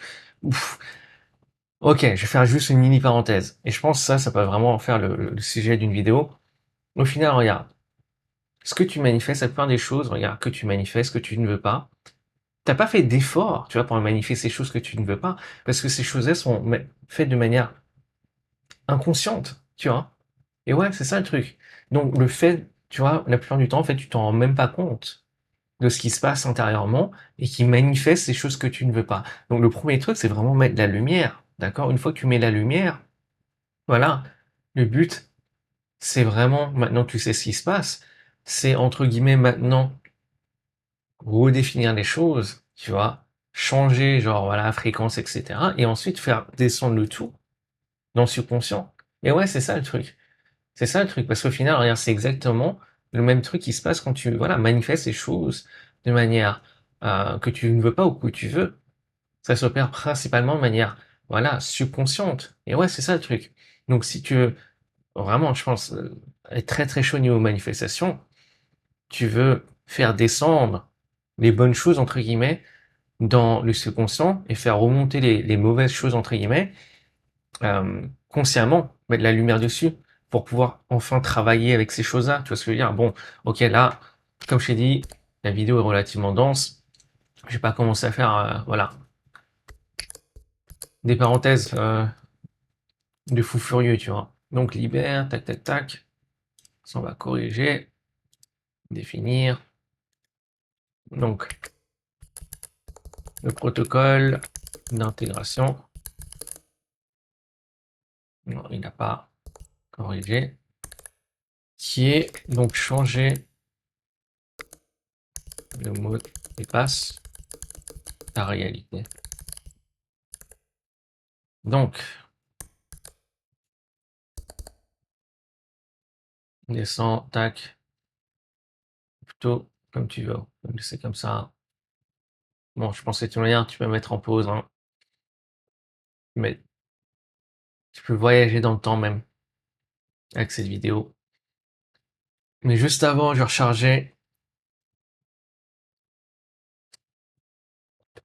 Ok. Donc maintenant, le protocole, c'est changer le mot de passe de ta réalité. Car maintenant, la vraie question, hein, question pratique, c'est, t'es là sûrement, ok, mais comment est-ce que je change mon mot de passe? D'accord? Là, j'ai pas le bon mot de passe. Comment je fais pour le changer? T'inquiète, et c'est exactement là ce qu'on va faire. Et d'ailleurs, tout ce qu'on a vu auparavant, c'est vraiment, ça a mis les fondations, entre guillemets, d'accord? Donc, maintenant, comment tu passes, tu veux, de l'incantation inconsciente à la nomination consciente? Donc, on va le faire en 5 mouvements, d'accord? Cette fois, j'utilise les mouvements au lieu des étapes, hein, on essaie de changer un peu. Donc, premier mouvement, d'accord? C'est l'écoute. Donc, pendant les prochaines 48 heures, tu vas faire 2 choses relativement simples, mais c'est aussi simple de ne pas les faire, hein, d'accord? Donc, mais c'est aussi simple de les faire. Donc, 2 choses simples. Donc, premièrement, tu veux écouter ton dialogue interne et tu veux... Donc ça, c'est la première chose, d'accord? Et deuxièmement, c'est déterrer les définitions subconscientes, d'accord? Donc, pendant ces prochaines 48 heures, d'accord? Premièrement, tu vas écouter ton dialogue interne. Tu vas mettre la lumière sur ton dialogue interne. Donc, tu vas devenir l'observateur de tes propres mots. Tu vas devenir sur l'observateur de ton point de conscience, d'accord? Et pour ça, genre, prends ton téléphone, prends un carnet, et à chaque fois que tu te surprends à te dire une phrase plusieurs fois ou avec une charge émotionnelle, ben, note-la. Ou tu peux même l'enregistrer via tu vois, le téléphone. Donc, tu n'as pas besoin d'analyser à ce stade, pas besoin de juger, d'accord? Juste noter, d'accord? Tu notes. Et note en particulier, voilà, les phrases qui reviennent le plus souvent, les mots que tu utilises par défaut, les réactions verbales automatiques, par exemple, voilà, j'y arriverai pas, je suis pas fait pour ça, Ça merde, tu vois, trop beau pour être vrai, c'est trop cher, j'ai pas le choix, je ne le mérite pas, tu vois. Ou voilà les mots réflexes que tu dis à voix haute également, genre ah je suis bête, ah c'est la merde, il va le payer, tu vois. Ou genre il va finir par me rendre malade, tu vois. Souvent ah mais celui-là tu vas finir par me rendre malade toi, hein. Tu vois, genre de truc. Tout ça, maintenant tu sais, c'est des invocations, c'est des invoques, t'invoques littéralement, tu vois, ces trucs. Genre en mode, tu les appelles, tu vois, en mode Zeus, tu vois, genre, tu vois, au lieu de balancer des éclairs, toi tu balances ces trucs, tu vois. Donc, écoute, prête attention, et prête attention également aux phrases qui commencent par je suis, d'accord? Car le je suis, si tu veux, c'est un sort d'identité très très puissant, genre, je suis fauché, je suis malchanceux, je suis gros. Ah, il y a une grande différence entre je suis gros et j'ai des kilos en trop. On va en parler un peu plus en détail après. Maintenant, le mouvement 2, d'accord? Comme je t'en ai parlé tout à l'heure. Euh, Deuxième chose que tu veux faire pendant ces 48 heures, c'est déterrer les définitions subconscientes. Et ouais. Donc, maintenant, prends les mots-clés de ta vie. Donc, ceux que tu répètes le plus souvent, d'accord? Ceux que tu as notés. Ceux qui ont plus de charge, hein, que tu répètes, voilà, fréquemment. Et demande-toi à quel domaine de vie ils appartiennent. D'accord? Par exemple, voilà, argent, amour, travail, spiritualité. Et j'imagine c'est les domaines dans lesquels où tu as l'impression de tourner en boucle ou voilà de faire du surplace ou voilà ou d'avancer de manière très très lentement, de manière linéaire. Alors toi, tu aimerais faire des sauts quantiques en mode téléportation. D'accord? Maintenant, euh, si tu veux, pour chacun de ces domaines, d'accord, argent, etc. Pose-toi cette question, quand je pense à ce mot, quelle est la première sensation qui monte, tu vois? Par exemple, tu penses, voilà, au mot argent, quelle est la première sensation qui monte? Et c'est pas la réponse que tu veux donner, c'est la première sensation, tu vois? La sensation qui arrive avant même que le mental commence à corriger. Voilà, si tu penses à argent et que la première sensation, c'est genre une tension, un stress, une sensation d'inconfort, une sensation de manque, je sais pas, une sensation de résistance, alors ta définition subconsciente de l'argent n'est probablement pas la paix, tu vois, ou même la liberté. C'est autre chose, tu vois. Et tant que, voilà, et tant que tu ne mets pas en lumière ça, ben, t'opères de manière inconsciente, et, mais pas à ton avantage, tu vois. Donc note-la, note cette définition, genre argent peut-être également, c'est ça la vraie définition, celle que ton subconscient utilise en silence. Encore une fois, c'est la définition subconsciente qui est importante, c'est celle qui manifeste.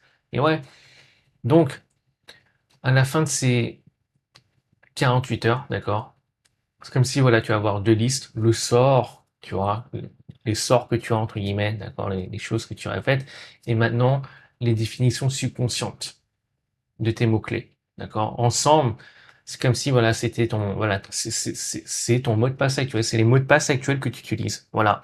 Les codes que tu tapes chaque jour et qui ouvrent encore la porte de la même réalité. Probablement celle que tu ne veux pas.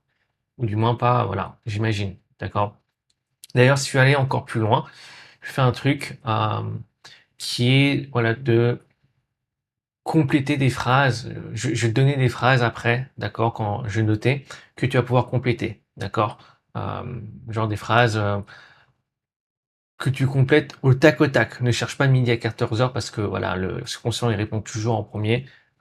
Pas voilà de manière toujours vraie ou factuelle, mais toujours de manière honnête, d'accord. Et toi, tu vas vouloir changer sa réponse, mais ne le fais pas, ok. Ça c'est souvent l'ego qui dit ah ok d'accord. Donc je vais partager ça après, d'accord? Une liste. D'ailleurs, c'est la même liste que j'ai partagée dans la vidéo sur le subconscient. Donc, tu peux également la trouver là. Et donc, je vais partager ça après qu'on va noter certaines choses. Donc, le troisième mouvement maintenant, c'est le désenchantement, d'accord? Donc, maintenant que tu as ces deux listes, donc pour chaque phrase et chaque définition, ben, lis-la dans ta tête et prête attention à la voix. Est-ce que c'est ta voix ou est-ce que c'est la voix de quelqu'un d'autre ou peut-être même la voix de toi de voilà quand tu avais peut-être je sais pas 5 ans, 10 ans ou peu importe. d'accord? Une version plus jeune de toi. Et demande-toi, d'une, est-ce que c'est vrai? Est-ce que c'est vrai? Demande-toi également d'où vient cette définition, d'accord? Et je parle de la définition subconsciente. Et prête attention, d'accord, pour savoir d'où vient cette définition.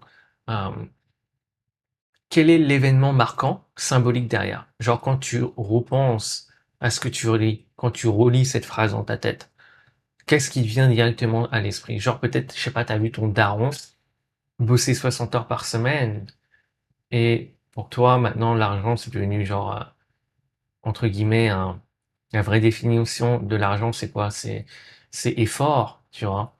T'as vu peut-être tes darons se disputer pour l'argent, donc peut-être ta vraie définition de l'argent pour toi c'est quoi? C'est conflit.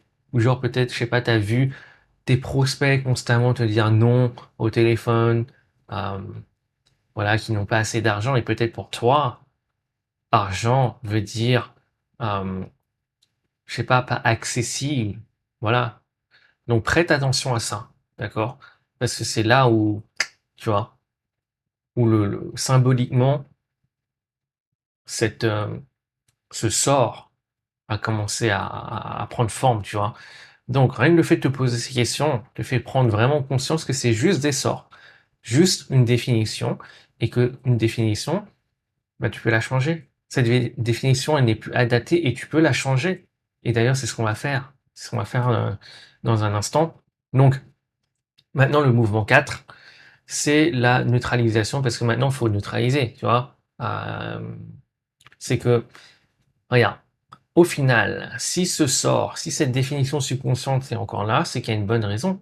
Mais ouais, il y a un truc que la plupart des gens oublient, tu vois, c'est que tu peux peut-être voir, voilà, un sort, tu peux voir, voilà, ta définition, voilà, subconsciente, mais c'est pas ça qui va arrêter, c'est pas ça qui va l'arrêter qui va l'arrêter de tourner en boucle. Voilà. D'accord? Parce qu'au final, regarde, si tu as cette définition subconsciente, c'est que elle te sert d'une manière ou d'une autre. D'accord? Encore une fois, aucun sort ne survit sur des années dans ton esprit par hasard. Non, non, s'il est encore là, c'est qu'il te protège de quelque chose. C'est qu'il te donne quelque chose inconsciemment. D'accord? Même si tu dis, ah non, mais c'est pas possible. Non, non, non, mais non. Inconsciemment, ça te donne quelque chose.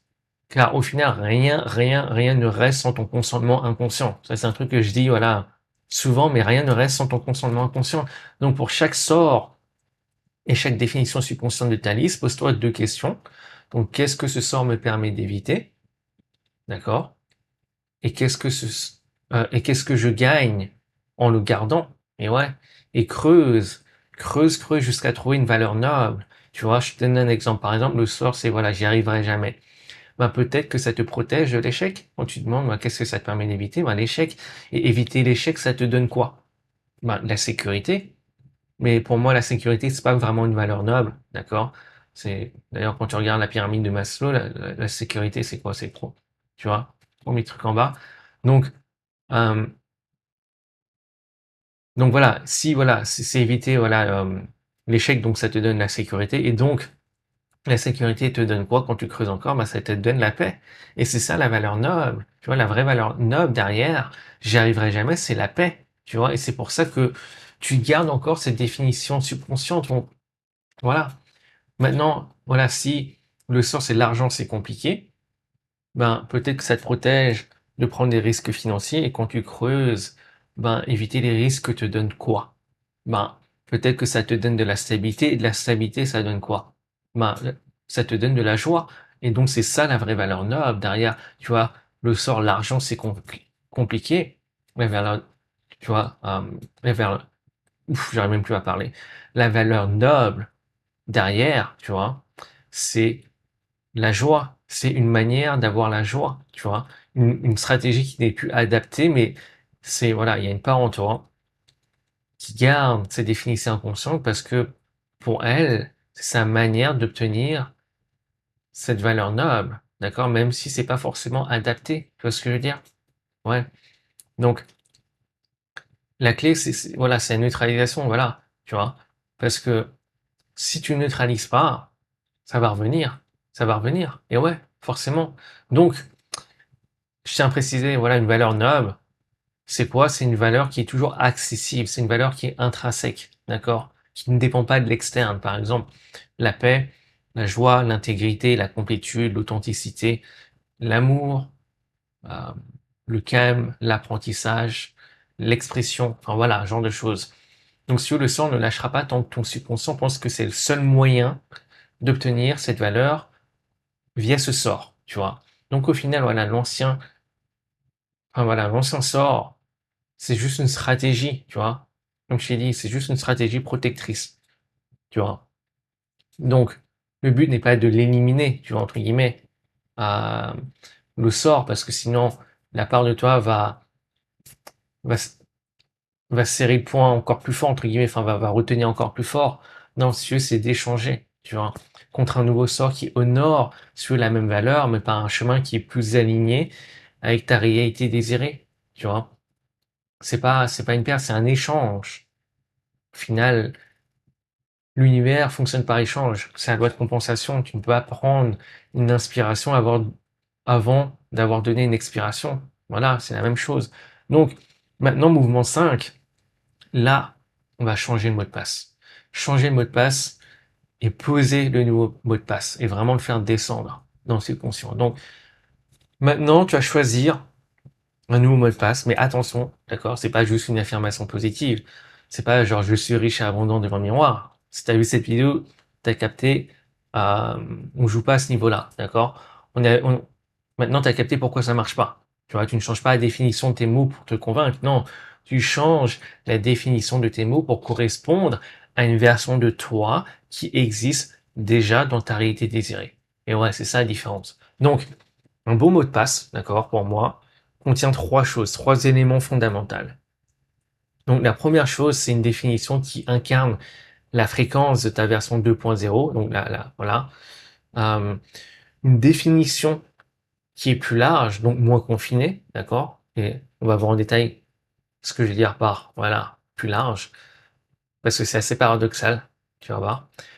Troisièmement, c'est une définition qui porte la valeur noble que tu as trouvée en mouvement 4. Et ouais, c'est ça le truc. Et ouais. Donc, je te donne un exemple. Si ton ancien sort était, voilà, j'y arriverai jamais, et la valeur noble derrière, voilà, c'était la paix. Donc, ton nouveau mot de passe doit incarner ta version 2.0 qui, entre guillemets, réussit sans sacrifier la paix. Et ouais. Mais qui obtient, justement, la paix via la réussite. La réussite, maintenant, est une nouvelle stratégie pour l'obtenir. Maintenant, si par exemple, ton ancienne définition était l'argent, c'est compliqué, la valeur noble derrière était, voilà, la joie, d'accord? Tu gardais cette valeur noble dans la stratégie qui n'était pas adaptée, hein, d'obtenir, d'avoir la part de toi, garder cette définition subconsciente dans le but, voilà, d'obtenir la valeur noble de la joie, même si cette stratégie, comme tu sais maintenant, elle n'était, elle n'est pas adaptée. Bah maintenant, ta nouvelle définition doit incarner l'abondance sans sacrifier la joie. Et ouais, parce que c'est là que c'est problématique. C'est pour ça que les parts, elles doivent toujours être intégrées. D'ailleurs, si ce sujet t'intéresse, n'hésite pas à regarder la vidéo où, tu vois, genre, tu sais, la miniature, il y a brise ce mur. Et je me rappelle plus du titre. Enfin bref. Donc maintenant, pose-toi cette question. Ma version 2.0, comment est-ce qu'elle définit ces mots? Et ouais, pas ce qu'elle fait, comment elle définit les mots qui structurent sa réalité. Si ta version 2.0 vit l'abondance, elle ne se dit pas, voilà, je suis riche, j'ai 1 million d'euros. Non, ça c'est voilà, c'est le langage de quelqu'un qui essaie de se convaincre. Non, elle se dit quelque chose de plus naturel, quelque chose qui est normal pour elle. Parce qu'au final, si c'est pas normal, ça sera pas accepté par le subconscient. Mais surtout, et ça c'est un truc qui est grave, grave clé, et ça pour moi c'est l'une des révélations, genre en mode boum, pour moi, mais surtout sa définition de l'abondance ne dépend pas de l'externe. Et c'est comme ça, que t'élargis la définition d'un mot. Et c'est ça qui peut paraître paradoxal. Et ouais, la définition d'un mot, pour l'élargir, pour ne plus la confiner, c'est que la définition ne doit jamais dépendre de l'externe. Et je vais te donner des exemples. Voilà. Voilà, regarde, c'est comme si, regarde. Juste avant, je tiens à préciser, d'accord? Quelques mots. C'est vraiment comme ça qu'on élargit une définition, en allant à l'intérieur. Toujours, toujours, toujours. C'est une définition qui est intrinsèque, indépendante de l'extérieur et qui contient la nouvelle valeur. Donc tu ne définis pas ce que tu obtiens ou ce que les autres te donnent. Ça, c'est une grosse, grosse erreur et qui va te mener à la souffrance. Tu définis pas comme ça. Non, tu définis par une manière de fonctionner indépendante de l'extérieur. Et maintenant, comme je te l'ai dit, je vais te donner des exemples. Genre, le nouveau code pour l'abondance. D'accord? Avant l'abondance, pour toi, c'était peut-être, voilà, 1 million d'euros. Ça dépend de l'externe. Et voilà le problème.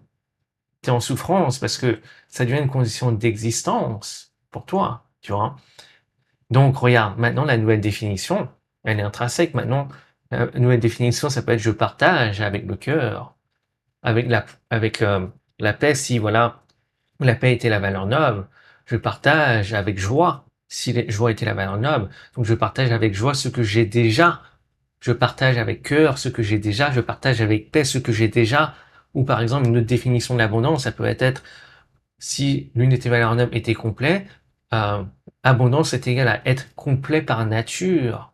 Ou peut-être une autre définition de l'abondance, ça peut être euh, la perception qu'il y a toujours assez, d'accord?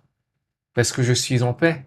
La perception qu'il y a toujours assez, donc l'abondance n'est pas ce que tu as, c'est la manière dont tu perçois ce qui est déjà disponible en toi. Et ouais, maintenant l'amour, regarde, définition classique et qui dépend de l'externe, être aimé, être en couple, recevoir de l'attention. Ça, c'est quoi? C'est la dépendance de l'externe. Dépendance de l'externe est égale à souffrance. Mais maintenant, le nouveau code, ça peut être genre la capacité, genre l'amour. Maintenant, c'est la capacité à rester ouvert avec paix, sans se fermer. Tu vois? Genre, maintenant, le mot succès. D'accord? Souvent, c'est quoi? C'est atteindre un objectif, résultat, reconnaissance, bien matériel, argent, relation, Mais ça, encore une fois, ça dépend de l'externe. Le nouveau code, et pour moi, c'est ma définition, d'accord, du succès, c'est savoir ce que tu veux vraiment et te le donner en alignement avec tes valeurs. Donc, savoir ce que je veux vraiment et me le donner en alignement avec mes valeurs. Et ouais. Maintenant, si tu prends le mot liberté, la définition, souvent, c'est, pour les gens, c'est quoi? Je fais ce que je veux, j'ai pas de contraintes, je voyage, j'ai ma boîte, j'ai les thunes, personne ne me casse les couilles. D'accord? Mais maintenant, le nouveau code, le nouveau mot de passe, la nouvelle définition plus large, donc qui ne dépend pas de l'externe, c'est peut-être je ne réagis plus, mais je réponds depuis la version de moi alignée, depuis la version de moi en paix. Si la paix était par exemple l'une des valeurs nobles, depuis un état de complétude, et ouais, ou ça peut être voilà, je choisis ma réponse avec alignement, même sous pression émotionnelle. Et ouais, donc maintenant pour installer ce nouveau mot de passe ou ces nouveaux mots de passe, d'accord, au niveau subconscient, ben il faut faire d'abord, il faut s'assurer que le nouveau mot de passe soit safe, d'accord? Plus normal que l'ancien. Et ouais. Donc, qu'est-ce qu'il faut faire? Il faut parler la langue du subconscient. Et le subconscient a vraiment trois langues principales, tu vois, d'accord? Parce qu'au final, regarde, le subconscient ne parle pas par logique, il ne parle pas avec des mots, d'accord? Il parle en émotion, en répétition et en image, tu vois, symbole, d'accord? Donc, un, c'est l'émotion, d'accord? Donc, quand tu prononces maintenant ton nouveau mot de passe, tu le dis avec ta fréquence, tu vois, entre guillemets, tu le dis.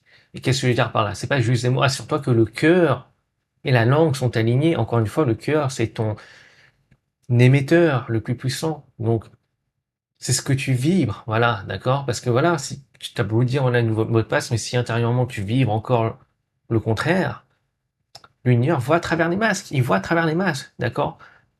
Donc, c'est pour ça que il faut vraiment que tu dises un état intérieur qui match ce nouveau mot de passe, d'accord? Donc, ressens-le avec le cœur, d'accord? Donc, c'est ça voilà, qui transforme sur un voilà, qui même transforme, voilà, une simple affirmation une affirmation qui marche. Voilà quand on peut voir les choses. Si vraiment qu'une affirmation marche, assure-toi que le cœur et la langue sont en alignement, qui vibrent à l'unisson. Tu vois ce que je veux dire? Et ouais, c'est ça le problème. Donc maintenant, 2, bah, c'est à répétition consciente. C'est pas à répéter genre 10 000 fois comme un perroquet, d'accord? Mais régulièrement avec conscience au début, surtout voilà, au moment, on va dire principalement où le subconscient est le plus réceptif, d'accord? Donc au réveil, juste avant de dormir, peut-être après une méditation, quand tu es relax, tu vois, parce que ce sont les fenêtres où le subconscient est plus accessible, tu vois, et donc où le nouveau code peut s'installer plus facilement. Donc maintenant en 3, le symbole, parce que c'est le troisième langage du subconscient. Donc le subconscient pense en images, donc pas en mots, donc en symbole. Donc associe, si tu veux, un symbole à ton nouveau mot de passe, d'accord?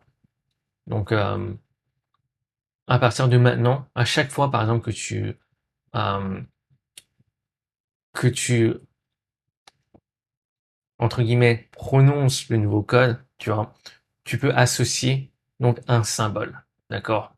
C'est ça que tu veux faire. Donc maintenant, pour faire comme un récap du protocole.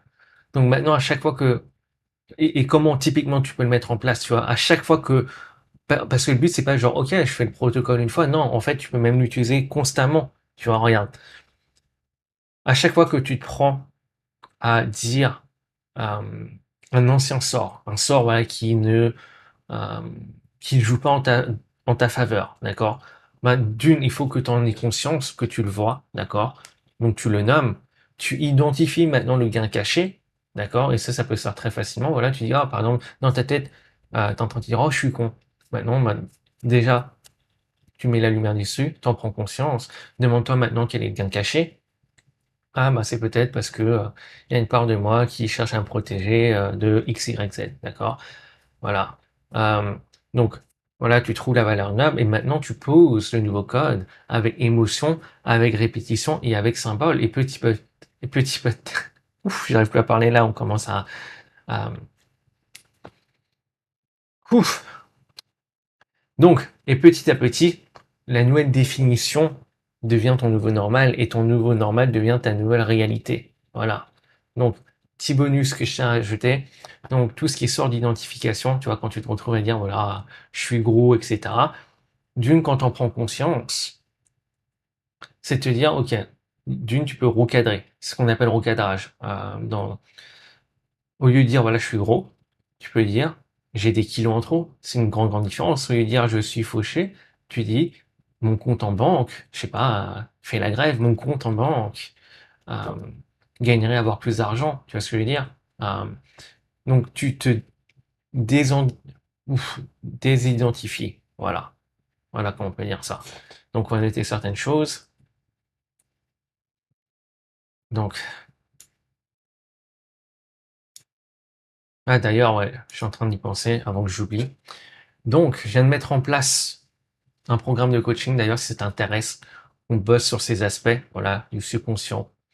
On travaille de manière structurelle.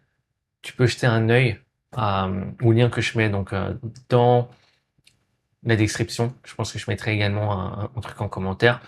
Et donc voilà, si ça te chante, n'hésite pas à jeter un œil. Donc voilà, et on va mettre les choses importantes, donc les 5 mouvements. Donc, et ouais, il faut pas que j'oublie de également mettre les questions dont j'ai parlé avant. Donc l'écoute, donc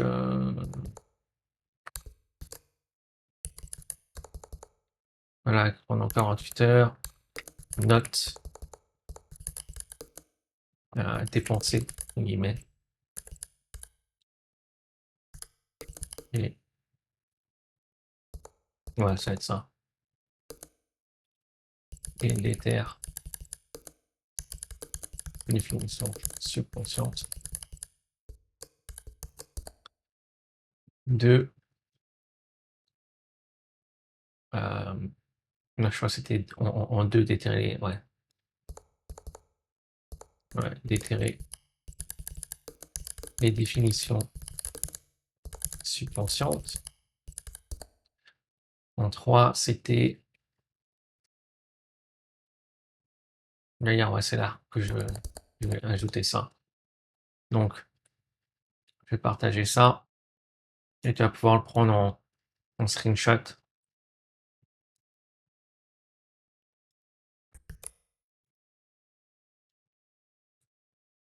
Alors,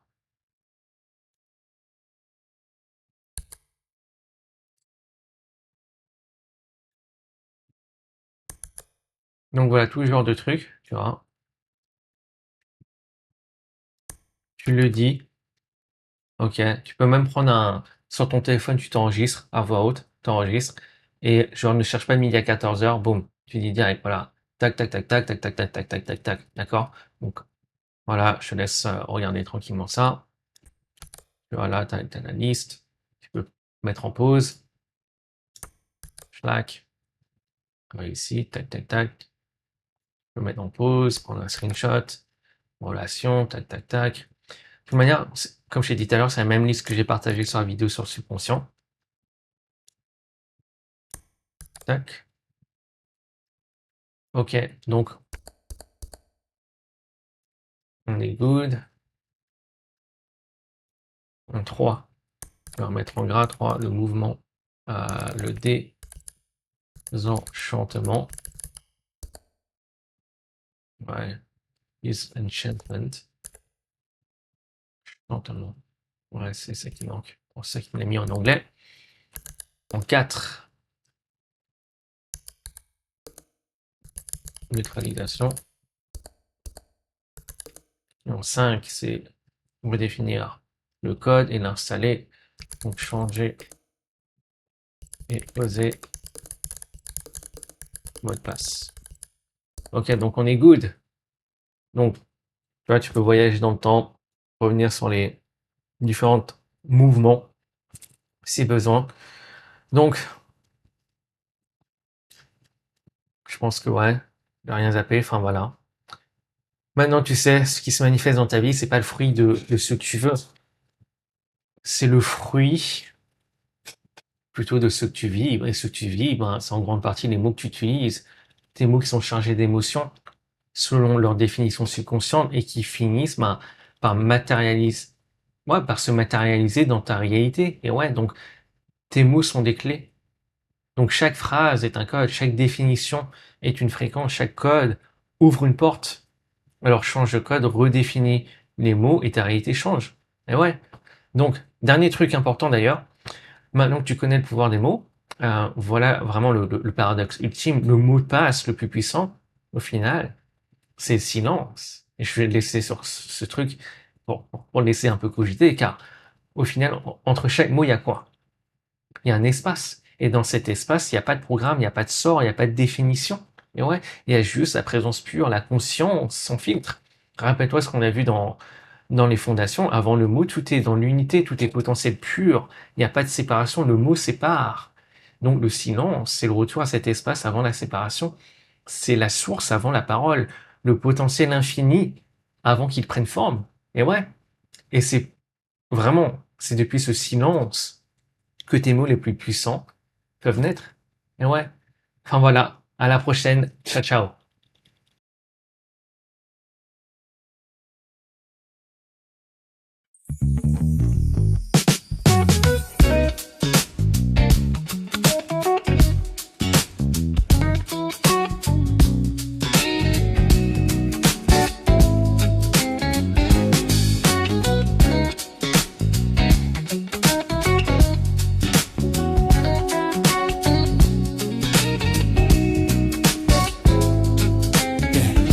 Tu veux entrer dans un autre monde, mais tu frappes avec les mauvais codes. Tu dis je veux plus vivre comme ça, mais tu penses encore comme avant.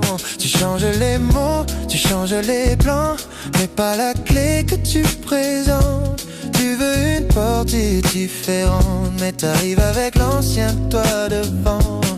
Tu forces, tu testes, tu recommences, mais y a rien qui cède, rien qui s'avance. C'est pas fermé, c'est cohérent, ça répond juste à ce que tu présentes. C'est pas la vie qui bloque l'accès, c'est pas un manque de chance, c'est juste que tu utilises encore un ancien mot de passe. Oh, y a un mot de passe pour la réalité. deviens chaque soir. Et un mot de passe et ton corps le connaît déjà. C'est pas un code à trouver, c'est un état que tu incarnes là.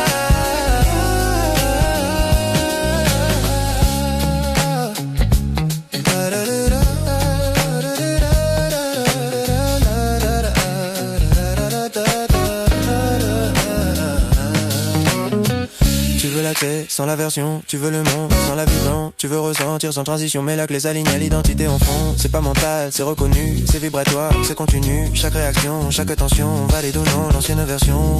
Tu peux visualiser autant que tu veux. Si t'es pas stable dans le jeu, la porte reste logique, normale. Elle s'ouvre pas pour un signal instable. C'est pas un test, c'est une réponse. C'est pas caché, c'est précis. Chaque porte lit ce que tu es, pas ce que t'imagines ici.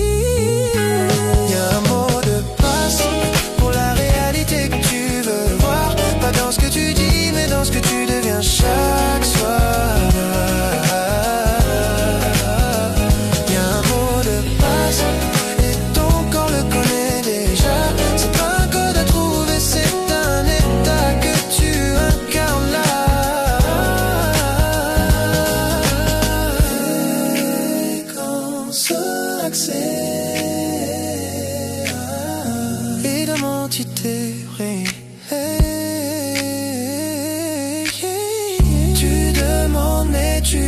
Chose et la porte répond à ce que tu proposes. Y'a un mot de passe, mais t'as jamais été séparé. T'as juste gardé une version qui peut pas entrer. Y'a un mot de passe et change quand tu changes toi. C'est pas une porte à forcer, c'est une porte qui reconnaît ta voix.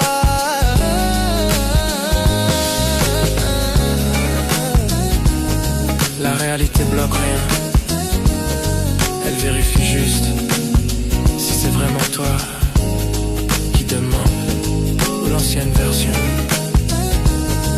qui insiste.